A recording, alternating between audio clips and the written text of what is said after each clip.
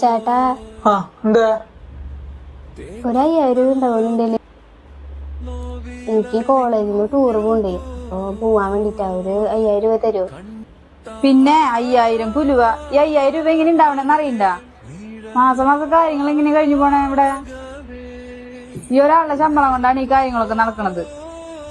Tour പോവാൻ നിർത്തിയ ഒരു ഉപദേശം നോക്കണു. അവളെ എന്റെ നീത്തില്ലേ? ഞാൻ പണിയെടുക്കുന്ന കാശ് എങ്ങനെ ചെലവാക്കുന്ന എനിക്കറിയാം കേട്ടാ. ഈ ടൂറ് പോക്കോ 6000 രൂപ അടിച്ചു കൊടുത്തോ.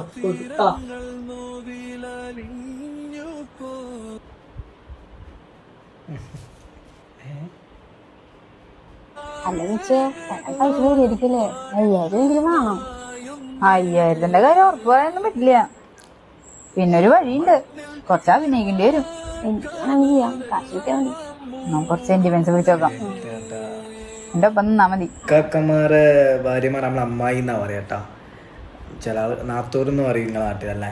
പക്ഷെ ഇതൊരു സംഭവം അടിപൊളി ആക്കിന്. എന്ന് വെച്ചാൽ അവരൊരു ബുദ്ധി എന്ന് വെച്ചാൽ ഏട്ടൻ്റെ വൈഫിൻ്റെ മുമ്പ് ചോദിക്കുമ്പോൾ അങ്ങനെ പറയുമ്പോൾ എന്തായാലും ഏട്ടന് ആ ദേഷ്യത്തിൽ എന്തായാലും പൈസ കൊടുക്കുമല്ലോ.